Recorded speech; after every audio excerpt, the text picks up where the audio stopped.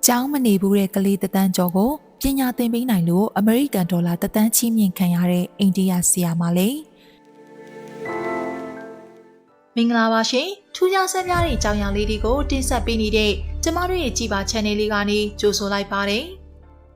်လူဖွဲ့စည်းမှာဆရာမတွေဆိုတာအနာဂတ်မျိုးဆက်သစ်တွေကိုပုံဖော်ပေးနေတဲ့အင်ဂျင်နီယာတွေပါဒါပေမဲ့ဆရာတွေရဲ့စူးစမ်းအားထုတ်မှုတွေကများသောအားဖြင့်မေးမိန်နေတတ်ပါတယ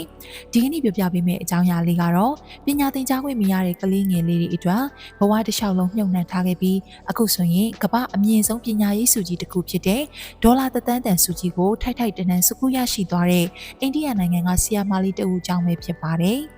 ်ဒီဆီယာမလေးကဘာတူလဲဘလို့နီလန်းနေနဲ့ကလေးတွေကိုစာသင်ပေးခဲ့တယ်လေဘာဖြစ်လို့ဒီလောက်ကြီးမားတဲ့စုကြီးကိုရရှိခဲ့တာလဲဆိုတာကိုဒီကနေ့မှာတင်ဆက်ပေးသွားပါမယ်ရှင်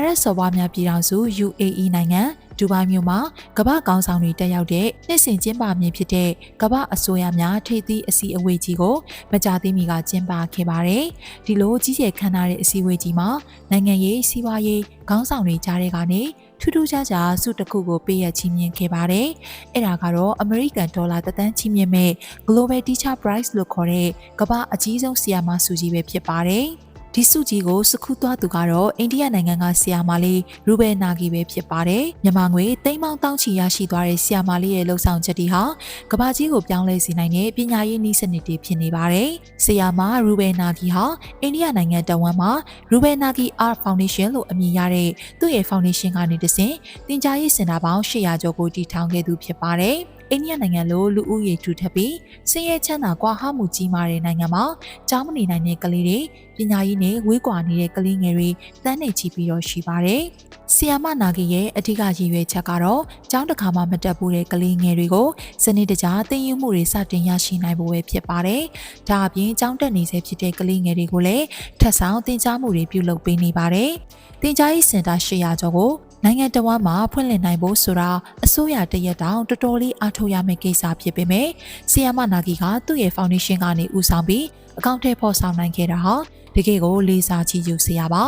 ဆီယာမနာဂီရဲ့တင်ကြားရေးစနစ်မှာအထူးခြားဆုံးနဲ့လူသိအများဆုံးအချက်ကတော့တီထွင်ပြနိုင်စွာပါပဲစင်ရသားရက်ကွက်တွေရဲ့နေရန်ဒီမှာပကြီးကားချက်တွေကိုကိုယ်တိုင်ရေးဆွဲပြီးပညာသင်ကြားပေးခဲ့တာဖြစ်ပါတယ်ဒီပကြီးကားချက်တွေဟာတာမန်အလှဆင်ထားတဲ့ပကြီးတွေမဟုတ်ပဲသိပ္ပံပညာသင်္ချာနဲ့တမိုင်းစားတဲ့ဘာသာရပ်တွေကိုကလေးတွေအလွယ်တကူမြင်သာအောင်နားလည်အောင်ရေးဆွဲထားတဲ့ပညာပေးပကြီးကားချက်တွေပဲဖြစ်ပါတယ်။ဒီလိုဖန်တီးမှုတွေကိုသင်ယူမှုတွေရှင်းသန်နေတဲ့နိုင်ငံများလို့လည်းဆီယာမနာဂီကခေါ်ဆိုခဲ့ပါတယ်။ကလေးတွေကစားအုပ်ထဲကစားတွေကိုအလွတ်ကျက်မှတ်ရတာထက်အယောင်အသွေးစုံလင်းတဲ့ပုံလေးတွေပကြီးကားလေးတွေကနေတဆင်လေ့လာရတာကိုပို့ပြီးတော့စိတ်ဝင်စားတတ်ကြပါတယ်။စင်ရသားရက်ကွက်တွေမှာနေထိုင်ရတဲ့ကလေးတွေအတွက်စာသင်ခန်းဆိုတာအလန်းဝေးတဲ့အရာတစ်ခုဖြစ်နေချိန်မှာသူတို့နေ့စဉ်ဖြတ်သန်းသွားလာနေတဲ့လမ်းတစ်လျှောက်ကနိုင်ငံတွေကိုစာသင်ခန်းအဖြစ်ပြောင်းလဲပစ်လိုက်တာဟာတကယ့်ကိုပြောင်းမြောက်တဲ့တီထွင်မှုတစ်ခုဖြစ်ပါတယ်။ရက်ကွက်တွေကညစ်ပေနေတဲ့နိုင်ငံတွေဟာပညာဗဟုသုတတွေဝေဝေဆဆာနဲ့အသက်ဝင်လာခဲ့ပါတယ်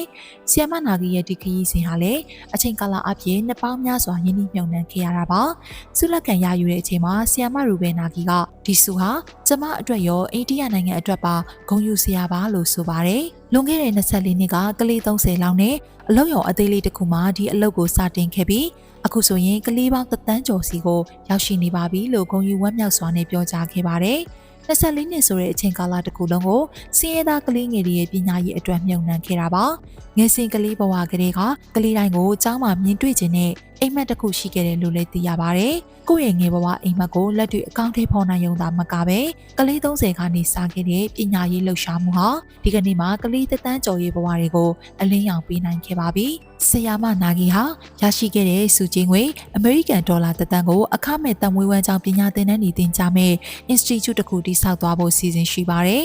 ကလေးတွေကိုအချင်းငယ်ပညာသင်ကြားပေးရုံနဲ့မကပဲသူတို့အရွယ်ရောက်လာတဲ့အခါမှာကိုယ်ပိုင်အသက်မွေးဝမ်းကြောင်းလုပ်ငန်းတွေနဲ့ရည်တည်နိုင်အောင်စင်ရဲမွေးတည်မှုတန်တရားကနေအပီးတိုင်လွတ်မြောက်နိုင်အောင်အသက်မွေးဝမ်းကြောင်းပညာရည်တွေကိုပါအခမဲ့သင်ကြားပေးမယ့်ကျောင်းကြီးတစ်ခုကိုစုချင်းငွေနဲ့တည်ဆောက်သွားမှာဖြစ်ပါတယ်ကဘာကြီးကိုမေတ္တာတရားနဲ့ပညာရေးကသာအကောင်းဆုံးပြောင်းလဲပေးနိုင်နေဆိုတာကိုဆီယာမနာဂီကသက်သေပြလိုက်တာပါပညာရေးရဲ့တန်ဖိုးနဲ့ဆရာဆရာမတွေရဲ့ကျေးဇူးတရားကကြီးမားပြီးပတ်ဝန်းကျင်မှာရှိတဲ့ကလေးငယ်လေးတွေကိုလည်းတက်နိုင်တဲ့ဘက်ကနေပညာသင်ကြားခွင့်ရအောင်ဝိုင်းဝန်းကူညီပေးနိုင်ဖို့အတွေးစာလေးတွေကိုရရှိစေမှာပါ